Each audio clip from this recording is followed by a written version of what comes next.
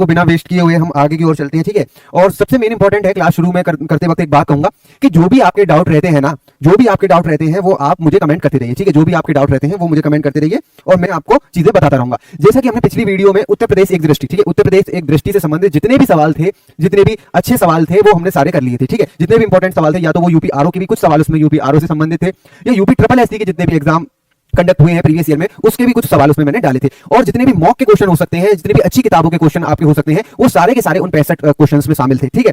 ठीक है, तो आज हम लोग का जो चैप्टर है वो चैप्टर नंबर दूसरा है, और चैप्टर नंबर दूसरा है जो उत्तर प्रदेश इतिहास से संबंधित महत्वपूर्ण तथ्य, उत्तर प्रदेश के संबंध में जो महत्वपूर्ण तथ्य इतिहास के संबंध में हो सकते हैं, आज हम लोग वो डिस्कस करेंगे। तो देखिए आज की जो क्लास है उसमें हम लोग प्राचीन काल से संबंधित उत्तर प्रदेश के संदर्भ में जो प्राचीन काल का जितना भी इतिहास रहा है, प्राचीन काल के संबंधित में जो जितना भी उत्तर प्रदेश का इतिहास रहा है उसको डिस्कस करेंगे। आपको मैं फिर बता दूं, इस क्लास में मध्यकालीन भारत का इतिहास शामिल नहीं है, ना ही इसमें आधुनिक भारत का इतिहास शामिल है। इसमें केवल और केवल उत्तर प्रदेश के संदर्भ में प्राचीन काल जो है आपका वो सम्मिलित है। केवल और केवल क्या है, एंशिएंट हिस्ट्री का जो पार्ट है वो केवल सम्मिलित है। मध्यकालीन भारत की क्लास अगली वीडियो में होगी, ठीक है, और उससे अगली वीडियो में आधुनिक भारत का इतिहास, ठीक है, जो कि उत्तर प्रदेश के संदर्भ में, केवल उत्तर प्रदेश के संदर्भ में, ठीक है। तो आपका टॉपिक है भाई, टॉपिक का नाम है आपका, टॉपिक का नाम है उत्तर प्रदेश इतिहास से संबंधित कुछ महत्वपूर्ण तथ्य। क्या है, उत्तर प्रदेश इतिहास के संबंधित में कुछ महत्वपूर्ण तथ्य। इसे शुरू करने से पहले मैं आपको कुछ बेसिक बातें आपको इस चैप्टर की बताऊंगा, ठीक है। इसमें देखिए शुरुआत में लिखा है कि बेलन घाटी, क्या लिखा है, बेलन घाटी दुनिया के उन प्राचीनतम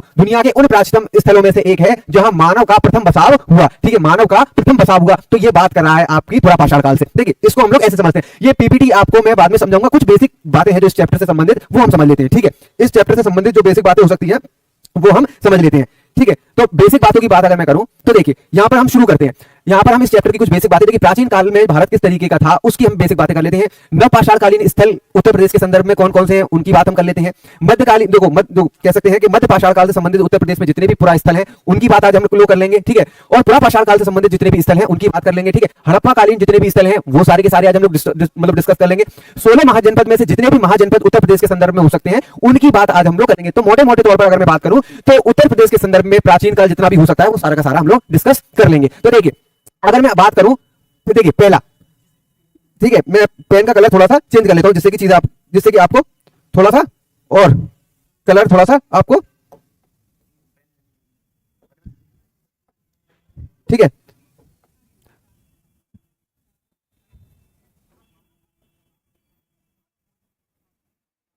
क्या है हमारी हेडिंग, प्राग ऐतिहासिक काल। क्या है, प्राग ऐतिहासिक काल, ठीक है। तो प्राग ऐतिहासिक काल, प्राग ऐतिहासिक काल, देखिए प्राग ऐतिहासिक काल के संदर्भ में हम लोग बात करते हैं। प्राग ऐतिहासिक काल के संदर्भ में हम लोग बात करते हैं इसमें उत्तर प्रदेश प्राग ऐतिहासिक काल में अगर हम बात करें तो इसमें 3 काल आते हैं। कौन कौन से काल आते हैं, इसमें 3 काल आते हैं। पहला आपका आ जाता है पुरा पाषाण काल, पुरा पाषाण काल, ठीक है, थोड़ा जल्दी जल्दी चलेंगे हम लोग। पुरा पाषाण काल, मध्य पाषाण काल, देखिए मध्य पाषाण काल, मध्य पाषाण काल, और तीसरा नवपाषाण काल। तीसरा क्या है आपका, नवपाषाण काल है। अगर देखिए ये 3 काल हैं, प्राग ऐतिहासिक काल में कितने काल हैं, 3 काल हैं। पहला है पुरा पाषाण काल, दूसरा है मध्य पाषाण काल और तीसरा है नवपाषाण काल। अगर मैं पुरा पाषाण काल से संबंधित उत्तर प्रदेश के स्थलों की बात करूं कि भाई ऐसे कौन से स्थल पुरा पाषाण काल से संबंधित उत्तर प्रदेश में है, तो मैं आपको बता दूं इसमें 2 क्षेत्र बहुत ज्यादा इंपॉर्टेंट है। पहला है बेलन घाटी। कौन सा, बेलन घाटी। पहला क्या है, बेलन घाटी इसमें सबसे ज्यादा इंपॉर्टेंट है। क्या है, बेलन घाटी इसमें सबसे ज्यादा इंपॉर्टेंट है। आपको जब मैं पीपीटी में पढ़ाऊंगा तो बेलन घाटी से जुड़े हुए जितने भी तथ्य होंगे वो आपको डिस्कस करवा दूंगा। अभी केवल आप समझें कि पुरा पाषाण काल में सबसे ज्यादा संबंधित अगर कोई क्षेत्र पुरा पाषाण काल में तो लोहड़ा नाला, लोहड़ा नाला, ठीक है, लोहड़ा नाला क्षेत्र, ठीक है। ये 2 क्षेत्र कैसे हैं जो पुरा पाषाण कालीन से संबंधित है। पहला है बेलन घाटी, दूसरा है लोहड़ा नाला क्षेत्र। पहला कौन सा है, बेलन घाटी, दूसरा आपका है लोहड़ा नाला क्षेत्र जो है वो पुरा पाषाण कालीन स्थल है। कैसे हैं, पुरा पाषाण कालीन स्थल है उत्तर प्रदेश में। पहला है बेलन घाटी, पहला क्या है, बेलन घाटी है, दूसरा आपका क्या है, लोहड़ा नाला, दूसरा क्या है, लोहड़ा नाला है। ये दोनों के दोनों क्षेत्र कैसे हैं, पुरा पाषाणकालीन स्थल हैं उत्तर प्रदेश में। कहां पर है ये, उत्तर प्रदेश में स्थापित है। ये कैसे है, उत्तर प्रदेश में है दोनों के दोनों क्षेत्र, बेलन घाटी भी और लोहड़ा नाला भी, ठीक है। आपको समझ में आ गया दोनों क्षेत्र कहां हैं, ये लोग थे हम लोग मध्य पाषाणकालीन स्थल में। तो ठीक है, मध्य पाषाणकालीन स्थल की बात करूं तो मध्य पाषाणकालीन स्थलों में देखिए पहला आ जाता है आपका पंचो। कौन सा आ जाता है, पंचो, ठीक है। इसके बाद आ जाती है राजा बाबू की पहाड़ी, राजा बाबू की पहाड़ी, क्या आ जाती है, राजा बाबू की पहाड़ी। तीसरा आपका आ जाता है क्या, सोन वर्षा, सोन वर्षा, ठीक है। तीसरा क्या आ जाता है आपका, और चौथा आ जाता है पंचपेड़िया, पंचपेड़िया, क्या आ जाता है, पंचपेड़िया, ठीक है। चौथा क्या आ जाता है पंचपेड़िया। तो अगर मध्य पाषाणकालीन स्थलों की बात करूं तो पहला है इसमें पंचो, दूसरा है राजा बाबू की पहाड़ी, तीसरा है सोनवर्षा और चौथा है पंचपेड़िया। चौथा क्या है इसमें पंचपेड़िया जो स्थल है, ये मैं आपको मध्य पाषाणकालीन स्थल जो यूपी में है वो सारे के सारे आपको मैंने लिखवा दिए हैं। पहला है पंचो, दूसरा है राजा बाबू की पहाड़ी, तीसरा है सोनवर्षा और चौथा है पंचपेड़िया। अगर मैं पुरा पाषाण काल की बात करूं तो बेलन घाटी, लोहड़ा नाला। और देखिए बेलन घाटी जो है वो आपको पुरा पाषाण काल में भी देखने के लिए मिलेगी और मध्य पाषाण काल में भी। ये जो स्थल है वो तीनों ही काल में आपको देखने के लिए मिलेगा। पुरा पाषाण काल में भी देखने के लिए मिलेगा, मध्य पाषाण काल में भी देखने के लिए मिलेगा और नव पाषाण काल में भी आपको देखने के लिए स्थल मिल जाएगा। तो बेलन घाटी एक ऐसा क्षेत्र है, एक ऐसा कॉमन क्षेत्र है जो आपको तीनों के तीनों क्षेत्रों में देखने के लिए मिल जाएगा। देखिए नव पाषाण कालीन स्थल की बात करूं तो इसमें एक क्षेत्र सबसे ज्यादा इंपॉर्टेंट है जिसका नाम है कोल्डी हवा। क्या है? कोल्डी हवा। क्या है? ठीक है, थोड़ा सा टेक्निकल इशू है आप लोगों को शायद। ठीक है, ठीक है, तो अब चीजें आपको साफ दिखाई दे रही है। तो पहला क्या है, अगर मध्य पाषाणकालीन की बात करूं तो पंचपेड़िया, पंचो है, दूसरा राजा बाबू की पहाड़ी है, तीसरा सोनवर्षा है और चौथा है पंचपेड़िया। और अगर मैं नव पाषाणकालीन की बात करूं तो कोल्डी हवा इसमें सबसे फेमस है। क्या है? कोल्डी हवा इसमें सबसे ज्यादा फेमस है। क्या है? बात करूं तो इसमें आ जाता है आपका मेहदहा, मेहदहा। दूसरा इसमें क्या आ जाता है आपका मेहदहा आ जाता है। ठीक है, और तीसरा इसमें पंचो, पंचो। ठीक है, पंचो। तो देखिए पंचो, तो आपको मैं बता दूं पंचो एक ऐसा स्थान है जो मध्य पाषाणकालीन स्थल में भी है और नव पाषाणकालीन स्थल में भी है। अब ये जितने के जितने स्थल हैं वो सारे यूपी के संदर्भ में बात कर रहा हूं, आपसे यूपी के संदर्भ में। कोल्डी हवा नव पाषाणकालीन सबसे प्रमुख स्थल है यूपी में। उत्तर प्रदेश के अंदर अगर आपसे सवाल ये आता है कि नव पाषाणकालीन प्रमुख स्थल उत्तर प्रदेश में कौन सा है तो वो कोल्डी हवा है। उसके बाद में मेहदहा, दूसरा कौन सा है आपका मेहदहा है और तीसरा आपका है पंचो। नव पाषाणकालीन स्थल आपके हो गए। ठीक है, नव और मध्य पाषाणकालीन स्थल पंचो, राजा बाबू की पहाड़ी, सोनवर्षा और पंचपेड़िया। पुरा पाषाण काल की बात करूं तो बेलन घाटी और लोहड़ा नाला, ये सारे के सारे क्षेत्र जितने भी हैं ये सारे के सारे क्षेत्र कहां हैं? उत्तर प्रदेश से संबंधित है। कहां है? यूपी में। सारे के सारे क्षेत्र कहां है? यूपी में। ठीक है, ऐसे काल की बात कर रहे थे तो प्राग ऐतिहासिक काल के संबंध में जितने भी क्षेत्र हो सकते थे वो मैंने आपको बता दिए। पुरा पाषाण काल से हो, मध्य पाषाण काल से हो या नव पाषाण काल से हो। देखिए अब हम पीपीटी पे चलते हैं अपने। ठीक है, ठीक है, पीपीटी में चलते हैं हम लोग। वही बात यहां लिखी गई थी कि भाई बेलन, देखिए ये वही बात यहां पर पीपीटी में लिखी गई थी कि बेलन घाटी दुनिया के उन प्राचीनतम स्थलों में से एक है जहां मानव का प्रथम बसाव हुआ। सोनभद्र, देखिए मैं आपको बता दूं जो आपका बेलन घाटी है ना, जो आपका बेलन घाटी है वो दो जिलों में बैठता है। पहला तो सोनभद्र है, दूसरा मिर्जापुर है। तो जो बेलन घाटी जो है ना, बेलन घाटी, ठीक है, तो बेलन घाटी जो है वो दो जिलों में टच करता है। पहला तो सोनभद्र है, पहला जिला तो सोनभद्र है और दूसरा जिला है आपका मिर्जापुर। ठीक है, मिर्जापुर भी देखिए मैं आपको बता दूं यहां पर मेन जो बेलन घाटी आती है वो सोनभद्र में आती है। मेन जो आती है सोनभद्र में आती है। अगर मैं उसका थोड़ा सा हिस्सा अगर आपको बता दूं, बेलन घाटी का थोड़ा सा हिस्सा मिर्जापुर में भी टच करता है। ठीक है, कहां पर टच करता है? मिर्जापुर में भी टच करता है। पर अधिकतर जो बेलन घाटी है वो किसमें आती है? सोनभद्र में आ जाती है। किसमें आ जाती है? सोनभद्र में आ जाती है। निकलने वाली और यहां बहने वाली बेलन नदी टोंस की सहायक नदी। ठीक है, क्या है? टोंस की सहायक नदी। मैं आपको आगे चल करके बताऊंगा कि सर्वप्रथम नव पाषाणकालीन स्थल। देखिए आप लोग मुझे कमेंट करके बताते रहिए चीजें समझ में आ रही है कि नहीं। ठीक है, आप लोग मुझे कमेंट करके बताते रहिए चीजें समझ में आ रही है कि नहीं। हाँ ठीक है, भेज दूंगा। ठीक है, मैं पीडीएफ भेज दूंगा। ठीक है, देखिए आपको मैं आगे चल करके बताऊंगा कि ये जो शब्द आया है ना टोंस की सहायक नदी, टोंस की सहायक नदी। तो देखिए टोंस नदी में सबसे पहले नवपाषाणकालीन स्थल खोजे गए हैं। अगर आपसे सवाल ये पूछा जाता है कि नवपाषाणकालीन स्थल उत्तर प्रदेश में किस नदी के पास खोजे गए हैं तो वो है टोंस नदी। टोंस नदी में सबसे पहले नवपाषाणकालीन स्थल खोजे गए हैं। ठीक है, की घाटी में स्थित है। यहां पुरा पाषाण काल के तीनों काल, निम्न पुरा पाषाण काल, मध्य पुरा पाषाण काल तथा उच्च पुरा पाषाण काल के अवशेष प्राप्त हुए हैं। इसके बाद हम लोग चलते हैं, आगे लिखा गया है कि बेलन घाटी पुरा स्थल की खोज एवं उत्खनन कार्य कक्ष से इलाहाबाद विश्वविद्यालय के पूर्व अध्यक्ष प्रोफेसर जी.आर. शर्मा को जाता है। Professor G.R.. शर्मा को जाता है। ठीक है, यहां लोहदहा नाला, ठीक है, लोहदहा नाला भी बोल देते हैं इसको। देखिए दूसरी इसका क्या है? लोहदहा नाला। मैंने देखिए कहीं कहीं किताब में आपको लोहदहा नाला आपको बोलेगा, वैसे इसका नाम लोहदहा नाला भी इसको बोलते हैं। क्या बोलते हैं? लोहदहा नाला। ठीक है, सीमा अस्थि निर्मित मातृ देवी की प्रतिमा। तो देखिए मैं आपको बता दूं बेलन घाटी में पुरा पाषाणकालीन स्थल है। बेलन घाटी क्या है? पुरा पाषाणकालीन स्थल है और इसमें अगर सबसे फेमस चीज अगर मिली है तो वो है मातृ देवी की प्रतिमा। और ये मातृ देवी की जो प्रतिमा मिली है वो किससे बनी हुई मिली है? अस्थि से निर्मित, मतलब हड्डियों से बनी हुई एक मातृ देवी की प्रतिमा मिली है। वो किस काल की है? तो वो है पुरा पाषाण काल की। किस काल की है? पुरा पाषाण काल की है, जो कि कहां से मिली है? बेलन घाटी से। तो सवाल यह आपसे बन जाता है कि जो अस्थि निर्मित मातृ देवी की प्रतिमा है उत्तर प्रदेश में किस क्षेत्र से मिली है? तो वो बेलन घाटी है। किस काल से मिली है? तो वो काल आपका कौन सा काल हो जाएगा? पुरा पाषाण काल हो जाएगा। ठीक है, इसके बाद में पेज नंबर दूसरा देखिए, इसमें लिखा गया है कि पुरा पाषाण कालीन अवशेष सोनभद्र स्थित सिंगरौली घाटी तथा वाराणसी क्षेत्र के चकिया जमीलपुर चंदौली से भी प्राप्त हुए हैं। तो पुरा पाषाणकालीन अवशेष सोनभद्र से भी मिले हैं और सिंगरौली घाटी तथा वाराणसी क्षेत्र के चकिया से भी मिले हैं। सिंगरौली घाटी से भी मिले हैं और दूसरा आपको सोनभद्र से भी मिले हैं। तो मैंने आपको बताया था कि सोनभद्र कहां है? बेलन घाटी। सोनभद्र कहां है? बेलन घाटी, सोनभद्र। ठीक है, बेलन घाटी कहां पर है? सोनभद्र में आती है। तो वही बात इसमें दोबारा लिखी गई है, पुरा पाषाणकालीन अवशेष सोनभद्र स्थित सिंगरौली घाटी। एक तो सोनभद्र में सिंगरौली घाटी है, उसमें से भी आपको पुरा पाषाणकालीन अवशेष देखने के लिए मिल जाते हैं। ठीक है, आपको मिल जाते हैं। ठीक है, शहजाद भाई पागल है तू, पता नहीं क्या आप लोग कमेंटबाजी कर रहे हैं। ये लिख क्या रहे हो? हमारे तो समझ ही नहीं आ रहा है। सनी की वीडियो क्यों आपको समझ में क्यों नहीं आ रहा है? क्यों चिपक चिपक कर चल रही है क्या क्या? ठीक है, आप लोग इधर उधर की कमेंटबाजी ना करें। अगर कोई टेक्निकल इशू है तो मुझे बताइए, मैं उसे सुधरवाता हूं। ठीक है, अगर कोई टेक्निकल इशू है तो आप मुझे बताइए। ठीक है, आपको मैंने तीनों बता दिया। ठीक है, अब बात आ जाती है, हम लोगों ने बात कर ली थी। अब ठीक है, हम लोग पहुंच गए हैं पूरा पाषाण काल। देखिए, पूरा पाषाण काल हम लोगों ने निपटा दिया, नव पाषाण काल हम लोगों ने निपटा दिया, फिर उसके बाद में हम लोगों ने नव पाषाण काल तक हम लोगों ने निपटा दिया। अब देखिए, नव पाषाण काल के बाद में क्या आ जाता है? नव पाषाण काल के बाद में आ जाता है आपकी हड़प्पा संस्कृति। तो अब हड़प्पा संस्कृति से जुड़े हुए कुछ हम लोग स्थलों की बात करेंगे उत्तर प्रदेश के संदर्भ में। ठीक है, हड़प्पा कालीन, देखिए हड़प्पा कालीन उत्तर प्रदेश। देखिए, अब थोड़ा सा यहाँ पर पढ़ लेते हैं, फिर हड़प्पा पर चलते हैं हम लोग। उत्तर प्रदेश में मध्य पाषाण काल के प्रमुख स्थल वही है। ठीक है, मध्य पाषाण काल के, देखिए मध्य पाषाण काल के कुछ प्रमुख स्थल है। सराय नाहर राय, क्या है? सराय नाहर राय, मेदहा मेदहा एवं चौपानी मांडू, चौपानी मांडू। ठीक है, ये क्या है? मध्य पाषाण कालीन से संबंधित कुछ स्थल हैं। सराय नाहर राय, मेदहा और चौपानी मांडू। देखिए, ये आपका जो क्षेत्र है वो सबसे ज्यादा इंपॉर्टेंट हो जाता है, चौपानी मांडू। ठीक है, ये सवाल बहुत बार आया हुआ है कि ये बताइए कि चौपानी मांडू उत्तर प्रदेश में किस काल से संबंधित है? तो वो है आपका मध्य पाषाण काल से संबंधित है, चौपानी मांडू। ठीक है, चौपानी मांडू किससे संबंधित है? आप मुझे फिर बताएंगे कि चौपानी मांडू किससे संबंधित है। तो चौपानी मांडू जो आपका संबंधित है वो मध्य पाषाण काल से संबंधित है, चौपानी मांडू। इसमें आपको दो शब्द याद रखने हैं, एक तो सराय नाहर राय और दूसरा चौपानी मांडू। ठीक है, सराय नाहर राय और दूसरा चौपानी मांडू। देखिए, ये दोनों के दोनों क्षेत्र कहां है? प्रतापगढ़ में है। कहां है? प्रतापगढ़ में है। कहां है? जिला प्रतापगढ़ है, उसमें ही चौपानी मांडू है। और सराय नाहर राय भी आपका किस जिले में आता है? प्रतापगढ़ जिले में आता है। ठीक है, चौपानी मांडू और सराय नाहर राय कहां है? प्रतापगढ़ से संबंधित है ये दोनों के दोनों। और कैसे स्थल है? मध्य पाषाण काल के ये स्थल है, मध्य पाषाण काल के ये स्थल है। आगे चलते हैं, हम लोग लिखा गया है कि सराय नाहर राय, मेदहा एवं दमदमा वर्तमान प्रतापगढ़ जनपद में स्थित है। मैंने आपको बता दिया था कि कौन से जिले में स्थित है? प्रतापगढ़ जिले में स्थित है।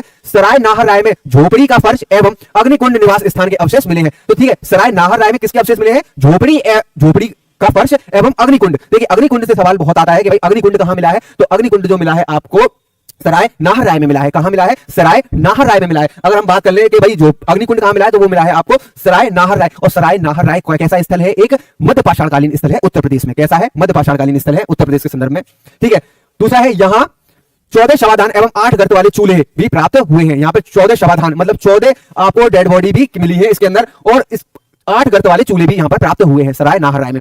आगे चलते हैं हम लोग उत्तर प्रदेश के नव पाषाणकालीन स्थलों में। प्रयागराज में बेलन घाटी, ठीक है, बेलन घाटी और कोल्डी हवा। देखिए, मैंने आपको बताया था कोल्डी हवा उत्तर प्रदेश का नव पाषाणकालीन स्थल, सबसे प्रमुख स्थल कौन सा है? कोल्डी हवा है। कोल्डी हवा मेहगढ़ा और पंचो के अतिरिक्त संत कबीर नगर जनपद के लोहार देव नामक प्रमुख हैं। इन पुरास्थलों में कृषि, कच्ची ईंट तथा घास फूस के बने अवशेष प्राचीनतम साक्ष्य प्राप्त हुए हैं। तो अगर मैं आपसे नव पाषाणकालीन स्थल की बात करूं कि उत्तर प्रदेश के संदर्भ में नव पाषाणकालीन स्थल कौन सा फेमस है, तो कोल्डी हवा से।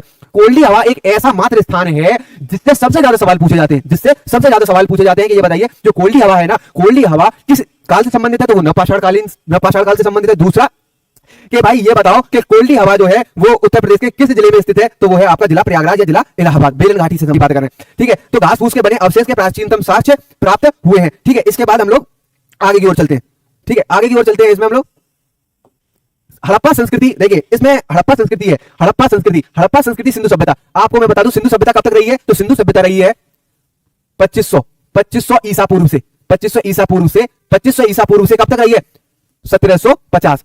कब तक रही है? 1750 ईसा पूर्व तक रही है। कब तक रही है? 1750 ईसा पूर्व तक ये सभ्यता रही है। सिंधु घाटी की जो सभ्यता रही है वो 2000 ईसा पूर्व से लेकर 2500 ईसा पूर्व से लेकर के 1750 ईसा पूर्व तक की संस्कृति रही है। देखिए, इसमें लिखा गया है कि देखिए उत्तर प्रदेश में इस काल के महत्वपूर्ण पुरास्थल मेरठ, सहारनपुर में प्राप्त हुए। पहला स्थान कौन सा है? मेरठ है, और दूसरा कौन सा है? सहारनपुर है। तो मैं आपसे पूछूं कि ऐसे कौन से जिले हैं जिसमें हड़प्पा कालीन स्थल मिले हैं? तो पहला है मेरठ, दूसरा है सहारनपुर। पहला मेरठ है, दूसरा सहारनपुर है। हड़प्पा संस्कृति का सबसे पूर्वी स्थल उत्तर प्रदेश के मेरठ जनपद अंतर्गत यमुना की सहायक नदी हिंडन नदी के तट पर बसा आलमगीरपुर है। क्या है? आलमगीरपुर। तो मैं आपको बता दूं कि सबसे ज्यादा हड़प्पा काल से अगर सवाल आपके यूपी स्टैटिक में आता है हड़प्पा काल से संबंधित, समझिए थोड़ा सा यहां पर बारीक बात समझने की आपको यह है।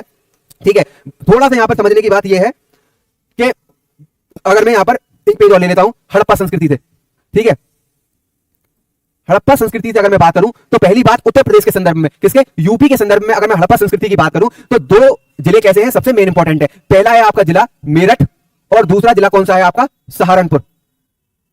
कौन सा जिला? सहारनपुर। पहला तो कौन सा है आपका? मेरठ, और दूसरा जिला जो है वो सहारनपुर है। दोनों ही जिले में हड़प्पा कालीन स्थल मिले हैं। पहले में क्या है? पहले में है एक जगह आलमगीरपुर। क्या है? आलमगीरपुर। क्या है? आलमगीरपुर। ठीक है, आलमगीरपुर। सबसे ज्यादा सवाल जो हड़प्पा कालीन संस्कृति में आते हैं, ठीक है, हड़प्पा कालीन संस्कृति में जो सबसे ज्यादा सवाल आते हैं वो इससे आता है, आलमगीरपुर से। क्या किससे आता है? आलमगीरपुर से आता है कि ये बताइए हड़प्पा कालीन जो आलमगीरपुर जो स्थल है वो किस जिले में है, निम्न में से किस जिले में है, तो वो मेरठ जिले में है। ठीक है, निम्न में से किस जिले में है, तो वो है आपका मेरठ जिले में है। आप कुछ बात अगर हम लोग कर लेते हैं कि ये जो आलमगीरपुर है वो किस नदी के तट पर है, किस नदी के तट पर है, तो वो है हिंडन नदी। हिंडन नदी क्या है, हिंडन नदी है। हिंडन नदी कौन सी नदी है, हिंडन नदी के तट पर स्थित ये शहर है। आलमगीरपुर जो है वो हिंडन नदी के मतलब तट पर है, उसके कोस्टल एरिया पर है। दूसरी बात, इसकी खोज किसने करी है आलमगीरपुर की, तो एक है यागदत्त शर्मा जी। किसने खोज करी है, यागदत्त शर्मा जी ने। कब खोज करी है, 1958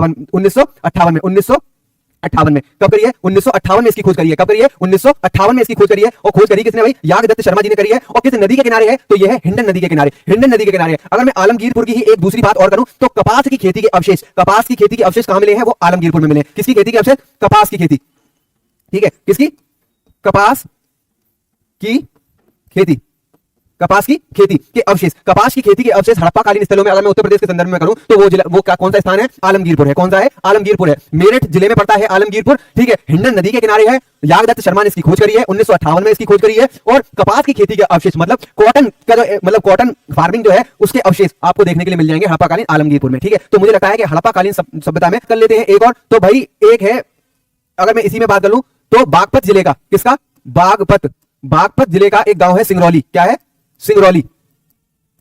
क्या है, सिंगरौली। कौन सा गांव है, गांव सिंगरौली। उसमें भी हड़प्पाकालीन स्थल आपको देखने के लिए मिल जाएंगे। उसमें भी आपको हड़प्पाकालीन स्थल आपको देखने के लिए मिल जाएंगे। तो जिले कितने हो गए, पहला मेरठ हो गया, दूसरा सहारनपुर हो गया, तीसरा बागपत हो गया। बागपत का कौन सा गांव, सिंगरौली गांव में भी हड़प्पाकालीन स्थल देखने के लिए मिले हैं। और यहां पर सबसे जो मेन बात है, यहां पर 4 नर कंकाल मिले हैं, मतलब 4 पुरुषों के कंकाल एक साथ मिले हैं। कहां पर मिले हैं, वो बागपत जिले के सिंगरौली गांव में मिले हैं। कहां पर मिले हैं, बागपत जिले का जो सिंगरौली गांव है उसमें 4 नर कंकाल मिले हैं। क्या मिले हैं, 4 नर कंकाल। 4 नर कंकाल मिले हैं। क्या मिले हैं, 4 नर कंकाल मिले हैं। ठीक है, अगर आपसे पूछ ले कि बागपत जिले का ऐसा कौन सा गांव है जिसमें जो हड़प्पाकालीन है, तो वो है जिला जो कि गांव का नाम है सिंगरौली। ठीक है, आगे बढ़ पहुंच जाते हैं। ठीक है, इसके बाद हम लोग हड़प्पाकालीन, देखिए आप लोगों ने पढ़ लिया था कि हड़प्पा संस्कृति उत्तर प्रदेश में इस काल के महत्वपूर्ण पुरास्थल मेरठ सहारनपुर में प्राप्त हुए हैं। हड़प्पाकालीन संस्कृति का सबसे पूर्वी स्थल उत्तर प्रदेश के मेरठ जनपद में है। अंतर्गत यमुना की सहायक नदी हिंडन नदी के तट पर बसा हुआ है आलमगीरपुर है। इस पुरास्थल की खोज 1958 में यागदत्त शर्मा ने की थी। इसे परशुराम का खेड़ा नाम से भी जाना जाता है। किस नाम से जाना जाता है, दूसरा इसको क्या बोला जाता है, परशुराम का खेड़ा। क्या बोला जाता है, परशुराम का खेड़ा। परशुराम का खेड़ा क्या बोला जाता है इसको, परशुराम का खेड़ा। दूसरा देखिए फैक्ट ये है, आलमगीरपुर के अतिरिक्त उत्तर प्रदेश में हुलास, सहारनपुर, क्या हुलास जो है वो सहारनपुर में पड़ता है। बड़ा गांव बागपत, मानपुरा बुलंदशहर और कैराना शामली। ठीक है, और मांडी मुजफ्फरनगर आदि स्थलों की पहचान हड़प्पाकालीन बस्तियों के रूप में हुई है। तो ये जितने भी स्थल मैंने आपको लिखवाए हैं ये सारे के सारे कैसे हैं, हड़प्पाकालीन स्थल हैं उत्तर प्रदेश में। कौन कौन सा, पहला हुलसा, बड़ा गांव, मानपुरा, दूसरा कैराना और तीसरा मांडी और चौथा है आपका, देखिए इतने ही है, चौथा मैंने आपको बता दिया था किस, सिंगरौली। ठीक है, सिंगरौली जो कि बागपत जिले में पड़ता है। ये सारे के सारे कहते हैं हड़प्पाकालीन स्थल हैं उत्तर प्रदेश में। इसके बाद आगे चलते हैं, पांचाल राज्य वर्तमान कानपुर के वाराणसी एवं मध्य गंगा के मैदान में फैला हुआ है। वर्तमान बदायूं, बरेली और फर्रुखाबाद इसमें शामिल थे। ठीक है, अब देखिए हड़प्पाकालीन जब हमने पढ़ लिए, हड़प्पाकालीन स्थल जब हमारे मतलब खत्म हो गए, तो इसके बाद में क्या आ जाता है, तो देखिए हड़प्पाकालीन संस्कृति जैसे ही खत्म होती है, उत्तर प्रदेश के अंदर एक नई संस्कृति आती है जिसको बोलते हैं ताम्रपाषाणकालीन संस्कृति। तो हम थोड़ा सा ताम्रपाषाणकालीन संस्कृति की बात कर लेते हैं। किसकी बात कर लेते हैं हम लोग, ताम्रपाषाणकालीन संस्कृति। किसकी बात कर लेते हैं हम लोग, ताम्रपाषाणकालीन संस्कृति की बात कर लेते हैं। तो देखिए हम लोग किस तरीके से पढ़ रहे हैं, तो मैं आपको बता दूं, पहले हमने पढ़ लिया था भाई, क्या पढ़ लिए थे हम लोगों ने, पाषाण काल पढ़ लिए थे। ठीक है, क्या पढ़ लिए थे हम लोगों ने, पाषाण काल पढ़ लिए थे, पाषाण काल पढ़ लिए थे सारे। उसके बाद में हम लोगों ने दूसरा टॉपिक क्या पढ़ा था, हड़प्पा स्थल।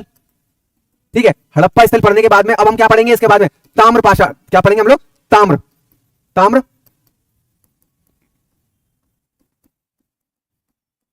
ताम्रपाषाणकालीन स्थल। क्या पढ़ेंगे, ताम्रपाषाणकालीन स्थल। ठीक है, पहला ये हो गया, दूसरा ये हो गया और तीसरा ये हो गया। ठीक है, अब हमको क्या पढ़ने हैं, उत्तर प्रदेश के संदर्भ में जितने भी ताम्रपाषाणकालीन स्थल रहे हैं, ताम्रपाषाणकालीन स्थल उत्तर प्रदेश के संदर्भ में जो भी रहे हैं वो मैं आपको लिखवाता हूं। तो इसमें देखिए दो, पहला है इसमें नरहन। देखिए क्या है, नरहन। क्या है, नरहन। ठीक है, इसमें सबसे मेन इंपॉर्टेंट जो अगर मैं आपको बात करूं तो नरहन है। ठीक है, ताम्रपाषाणकालीन स्थल की बात करूं मैं यूपी के संदर्भ में, तो नरहन एक ऐसा स्थान है जो कि सबसे ज्यादा फेमस है। नरहन कैसा है, सबसे ज्यादा फेमस स्थान है ताम्रपाषाणकालीन। खेराडी, दूसरा क्या है, खेराडी। दूसरा क्या है इसमें, खेराडी। पहला है नरहन है, दूसरा है इसमें खेराडी। पहला इसमें नरहन है, दूसरा इसमें खेराडी है। अगर मैं जिलों की बात करूं तो जिलों में कौन कौन से जिलों में ताम्रपाषाणकालीन संस्कृतियां मिली हैं, तो वो मेरठ है, दूसरा सहारनपुर है, तीसरा आपका आ जाता है मुजफ्फरनगर। क्या है आपका मुजफ्फरनगर। तो पहला आपका मेरठ, दूसरा आपका सहारनपुर और तीसरा मुजफ्फरनगर। ठीक है, पहला आपका आ जाता है मेरठ, दूसरा आपका सहारनपुर और तीसरा मुजफ्फरनगर। और अगर मैं बिल्कुल मेन प्रॉपर संस्कृतियों की बात करूं तो नरहन संस्कृति एक ताम्रपाषाणकालीन संस्कृति रही है। खैराटी संस्कृति भी क्या रही है, एक ताम्रपाषाणकालीन संस्कृति रही है उत्तर प्रदेश में। ठीक है, खैराटी संस्कृति और नरहन संस्कृति दोनों की दोनों कैसी संस्कृति है, एक ताम्रपाषाणकालीन संस्कृति है जो किसमें रही है, यूपी में रही है। किसमें रही है, यूपी में रही है। अगर मैं जिलों की बात करूं तो मेरठ जिला, सहारनपुर जिला और मुजफ्फरनगर जिला ताम्रपाषाणकालीन संस्कृतियों का केंद्र बिंदु रहा है। ठीक है, बरेली, फर्रुखाबाद इसमें शामिल थे। इसकी राजधानी काम्पिल्य थी। काशी वर्तमान वाराणसी क्षेत्र में स्थित है। उत्तर वैदिक काल में अजातशत्रु काशी का, ठीक है, राजा था। कौन था राजा, उत्तर वैदिक काल में अजातशत्रु। अजातशत्रु कहां का राजा था, काशी का राजा था। कहां का राजा था भाई, काशी का राजा था। कहां का राजा था, काशी का राजा था। कहां का राजा, काशी का राजा। तो यह सवाल आपसे पूछा जा सकता है कि अजातशत्रु कहां का राजा था, तो अजातशत्रु जो था वो काशी का राजा था। किसमें, उत्तर वैदिक काल में। किसमें, उत्तर वैदिक काल में। ठीक है, उत्तर वैदिक काल में कहां का राजा था भाई, वो काशी का राजा था। कहां का राजा था, वो काशी का राजा था। आपको ली है। तो हम हड़प्पा संस्कृति के बाद में हमने ताम्रपाषाणकालीन संस्कृति की बात कर ली है। ताम्रपाषाणकालीन संस्कृति के बाद में हम लोग बात करते हैं किसकी, आर्य संस्कृति की। किसकी बात करेंगे अब हम लोग, आर्य संस्कृति की बात करेंगे। किसकी बात करेंगे अब हम लोग, आर्य संस्कृति की बात करेंगे। तो देखिए हम लोगों का पाषाणकालीन से संबंधित स्थल हो गए, हड़प्पा कालीन से संबंधित स्थल हो गए, ताम्रपाषाणकालीन से संबंधित स्थल हो गए। अब हम लोग आगे के पेज पर चलते हैं जिसमें आर्य संस्कृति की बात करते हैं। किसकी, आर्य संस्कृति की बात करते हैं। किसकी, आर्य संस्कृति की। आर्य संस्कृति की, ठीक है। आर्य संस्कृति में क्या आ जाएगा, पहला तो इसमें आ जाएगा वैदिक काल, वैदिक काल, वैदिक काल। दूसरा उत्तर वैदिक काल, दूसरा उत्तर वैदिक काल।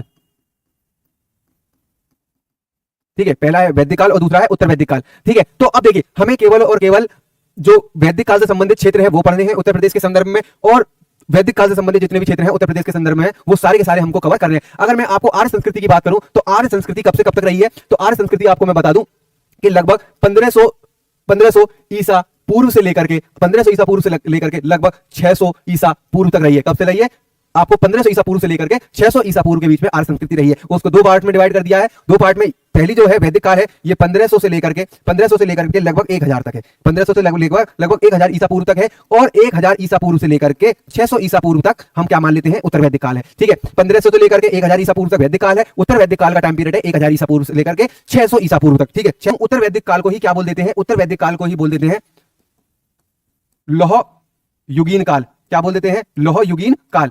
ठीक है, क्या बोल देते हैं, उत्तर वैदिक काल को ही क्या बोल देते हैं, लौह। अगर मैं आर्य संस्कृति की बात करूं, आर्य संस्कृति देखिए बहुत इंपॉर्टेंट टॉपिक चल रहा है, ऐसा नहीं है कि कोई हंसी मजाक चल रहा है। इससे सवाल आते हैं, बच्चे बिल्कुल घूम जाते हैं कि कौन सा क्षेत्र कहां पर है। ठीक है, नवपाषाणकालीन स्थल को वो ताम्रपाषाणकालीन में मिला देते हैं और ताम्रपाषाणकालीन स्थल को नवपाषाणकालीन में मिला देते हैं। तो यहां पर थोड़ा सा डिटेल में मैं समझा रहा हूं, तो समझ लीजिए। ठीक है, आर्य संस्कृति की अगर हम बात करें तो आर्य संस्कृति कहां से लेकर कहां तक फैली थी, तो हम लोग कहते हैं कि यह सिंधु नदी से, कहां से, सिंधु नदी से, सिंधु से कहां तक, गंगा नदी तक।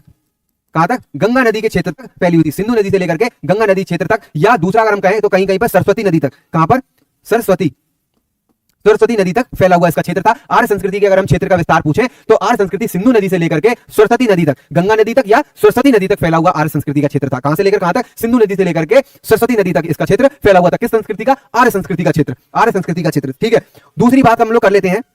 ठीक है, दूसरी बात हम लोग कर लेते हैं, इसको मैं मिटा देता हूं। ठीक है, दूसरी बात हम लोग कर लेते हैं इसमें ही, जो बहुत ही मेन इंपॉर्टेंट बात है कि भाई जो आर्य संस्कृति थी ना, आर्य संस्कृति जब आपने पढ़ा होगा इतिहास में कि भाई जो आर्य लोग आए ना, तो आर्य लोग कबीलों के रूप में आए थे। मतलब कबीलों का मतलब अगर मैं आपको साधारण भाषा में समझाऊं तो आर्य लोग जब आए थे मध्य एशिया से, जब आर्य लोग आए थे तो वो ग्रुप्स में आए थे। किसमें, ग्रुप्स में आए थे, ना करके कोई सिंगल आदमी आया था। तो वो कैसे आए थे, ग्रुप्स में आए थे, और उन ग्रुप्स के कुछ नाम होते थे। अगर मैं आपसे कहूं कि कोई दो ग्रुप के नाम बताओ, तो देखिए पहला ग्रुप जो था अगर मैं बताऊंगा आपको, पुरु, क्या, पुरु प्लस भरत। पहला पुरु और एक भरत। देखिए पहला कबीला क्या था, पुरु था, और दूसरा कबीला क्या था, भरत था। ये दोनों मिलकर के क्या बने हैं, कुरु, कुरु। ठीक है, इन्होंने क्या करा, देखिए पहला कबीला पुरु आया, दूसरा कबीला भरत नाम कर आया, और उन दोनों में आपस में लड़ाई हुई, और लड़ाई होकर के उन्होंने सुलह समझौता किया और एक नया कबीला बना दिया जिसको क्या बोला गया, कुरु बोला गया। क्या बोला गया, कुरु बोला गया। और कुरु की राजधानी कहां थी, कुरु की राजधानी थी हस्तिनापुर। कहां पे, हस्तिनापुर में थी। कहां पे थी इनकी राजधानी, हस्तिनापुर में थी। तो पुरु प्लस भरत मिलकर के क्या बने, कुरु बने, और फिर उन्होंने अपनी राजधानी कहां बनाई, हस्तिनापुर में बनाई। कहां पे, हस्तिनापुर में बनाई, जो कि मेरठ जिले में पड़ता है। हस्तिनापुर कहां पे पड़ता है, मेरठ जिले में पड़ता है। कहां पड़ता है ये, मेरठ जिले में पड़ता है। कहां पड़ता है ये आपका, मेरठ जिले में पड़ता है। दूसरी अगर मैं बात कर लूं, अगर मैं उत्तर वैदिक काल की बात करूं तो देखिए उत्तर वैदिक काल से संबंधित एक तथ्य आता है, उत्तर वैदिक काल से संबंधित। ठीक है, किससे, उत्तर वैदिक काल से, उत्तर वैदिक काल से, उत्तर वैदिक काल से संबंधित अगर एक तथ्य आपको मैं लिखवाऊं तो देखिए यहां पर अगर आप कॉपी पेन लेकर के बैठे तो पकी हुई ईंटों के अवशेष, पकी हुई ईंटों के अवशेष सबसे पहले बार कहां मिले हैं, तो वो उत्तर वैदिक काल में मिले। कहां मिले हैं, उत्तर वैदिक काल में। पकी हुई ईंटों के अवशेष।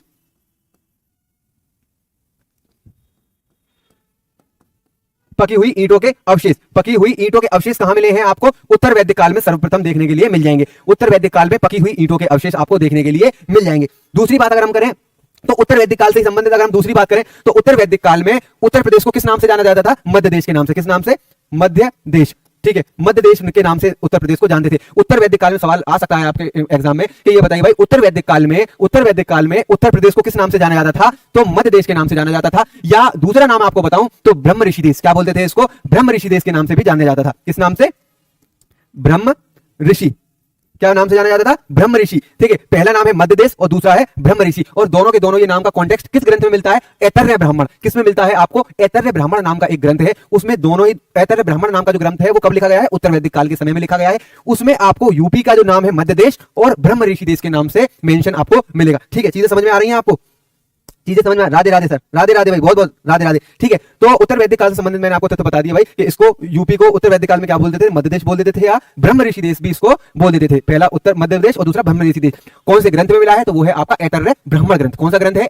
थोड़ा सा और बात कर लूं उत्तर वैदिक कालीन से। उत्तर वैदिक काल से संबंधित अगर मैं क्षेत्रों की बात कर लूं या उत्तर वैदिक काल से संबंधित ऐसे स्थान जो उत्तर प्रदेश में हो वो कौन कौन से हैं? तो उत्तर वैदिक कालीन स्थल उत्तर प्रदेश के संदर्भ में मैं आपको बता रहा हूं तो सबसे पहले आ जाता है आपका अतरंजी खेड़ा। क्या नाम आ जाता है? अतरंजी खेड़ा। क्या आ जाता है? अतरंजी खेड़ा। अतरंजी खेड़ा। देखिए, अतरंजी खेड़ा से हर एग्जाम में सवाल आता है। उत्तर प्रदेश के प्रमुख सवाल मतलब क्वेश्चनों में से ये है कि भाई अतरंजी खेड़ा कौन से काल का स्थल है? तो वो है उत्तर वैदिक कालीन स्थल है, अतरंजी खेड़ा। ठीक है, दूसरा है आपका अहि छत्र। क्या है? अहि छत्र। दूसरा क्या है आपका? अहि छत्र। वर्तमान नाम क्या है इसका? बरेली। क्या है? बरेली। वर्तमान नाम क्या है इसका? बरेली है। और ये अतरंजी खेड़ा कहां है आपका? एटा जिले में। कहां है आपका? एटा जिले में। ठीक है, अतरंजी खेड़ा, अहि छत्र, कामपिल्य। क्या? कामपिल्य।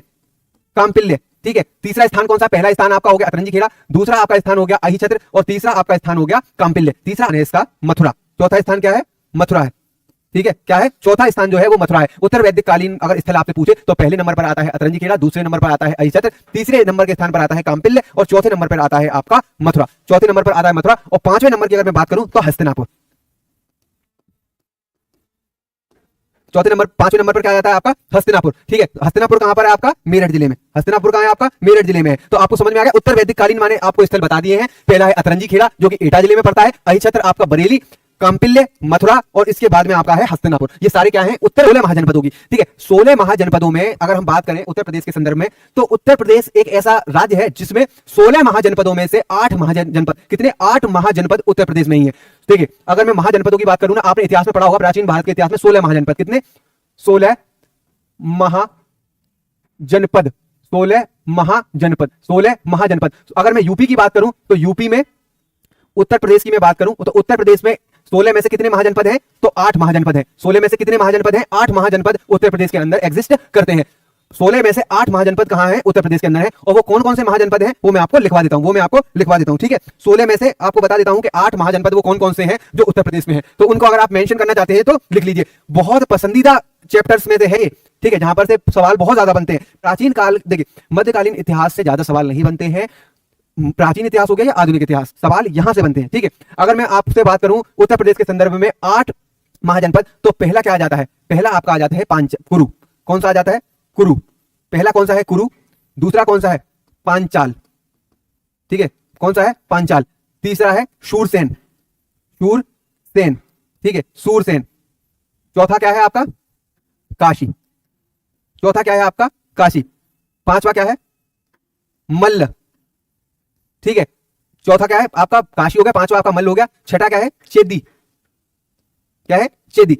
आप मुझे कमेंट करके बताइए भाई, पहला आपका हो गया कुरु, दूसरा आपका हो गया पांचाल, तीसरा आपका हो गया शूरसेन, चौथा आपका हो गया काशी। ठीक है, और पांचवा हो गया आपका मल्ल, छठा हो गया आपका चेदी और सातवां अगर मैं बात करूं तो सातवां है आपका काशी। ठीक है, सातवां आपका क्या है? काशी है। आठवां मुझे आप कमेंट करके बताएंगे कि भाई आठवां कौन सा है। ठीक है, सातवां क्या है आपका? 1 2 3 4 5 6 बता देता हूं आपको, कौशल। कौशल क्या है आपका? आठवां है आपका कौशल। ठीक है, 7 8 हो गए, कुरु, पांचाल, शूरसेन, काशी, मल्ल, चेदी, काशी, कौशल। अगर मैं कौशल की राजधानी बात करूं तो इसकी राजधानी क्या थी? साकेत। सबकी राजधानी आपको याद नहीं करनी है, कुछ प्रमुख है उनकी राजधानी आपको याद कर लेनी है। जैसे कौशल की राजधानी क्या थी? साकेत थी।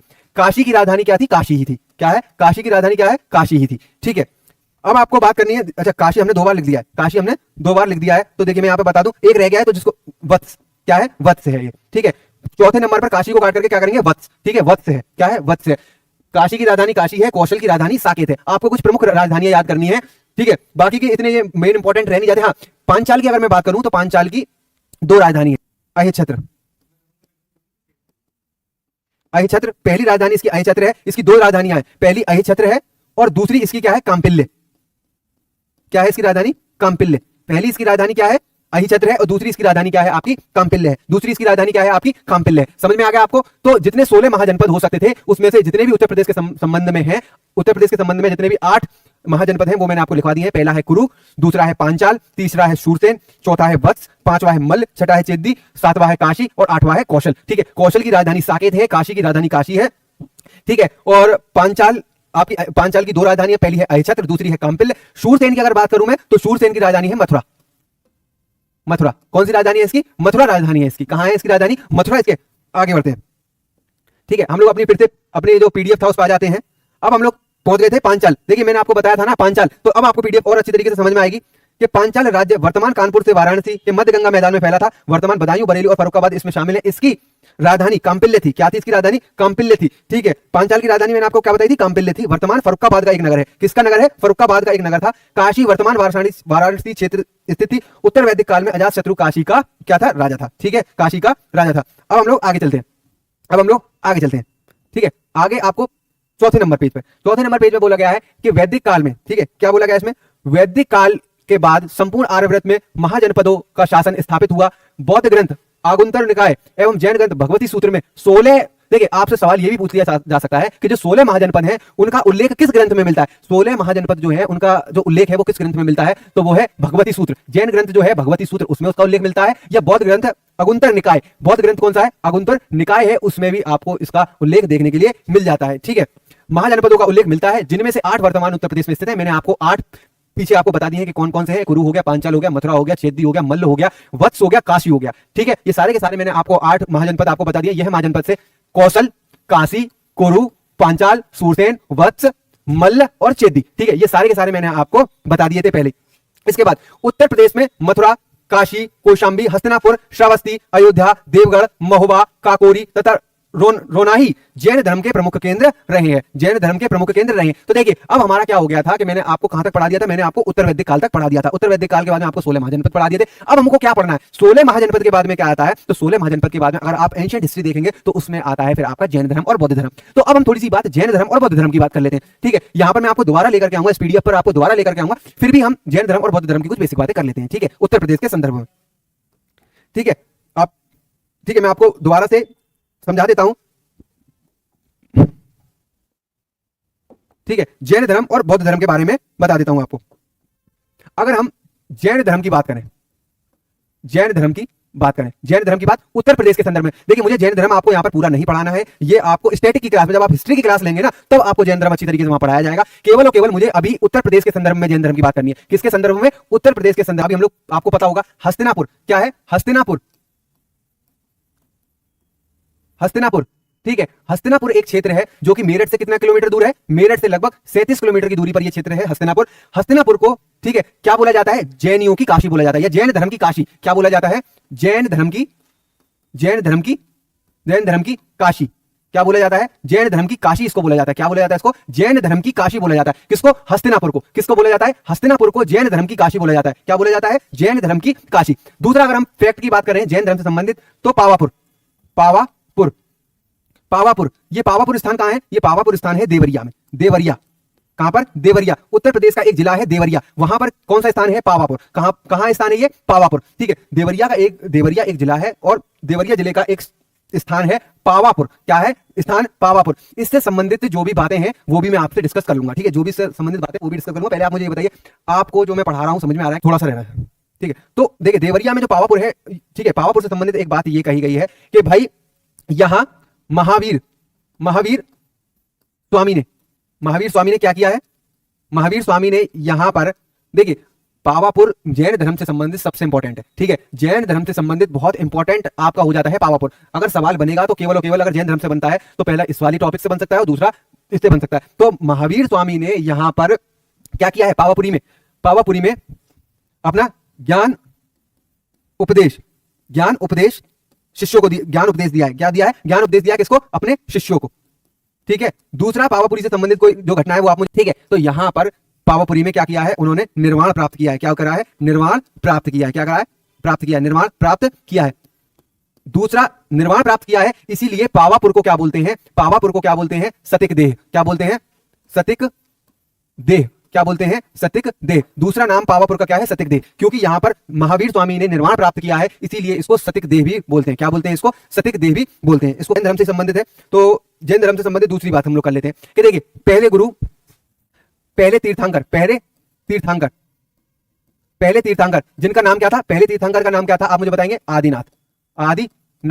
इनका जन्म कहां हुआ है? अयोध्या में। यह आपको याद रखना। कहां हुआ है इनका जन्म? अयोध्या में हुआ है। दूसरा अजितनाथ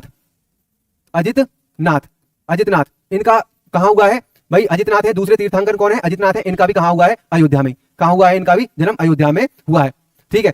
मैं आपसे कहूं छठवें तीर्थंकर कौन से? छठवें तीर्थंकर कौन है? पद्म प्रभु।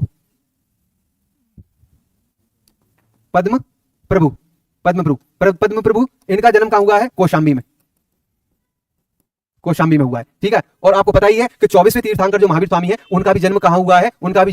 वाराणसी में हुआ है। 23वें तीर्थंकर महावीर स्वामी का जन्म कहां हुआ है? आपका वाराणसी में हुआ है। तो ये fact as a normal fact है, ये भी आपको याद करने हैं, ठीक है। तो आगे आज हम लगभग हमारा समय पूरा हो चुका है।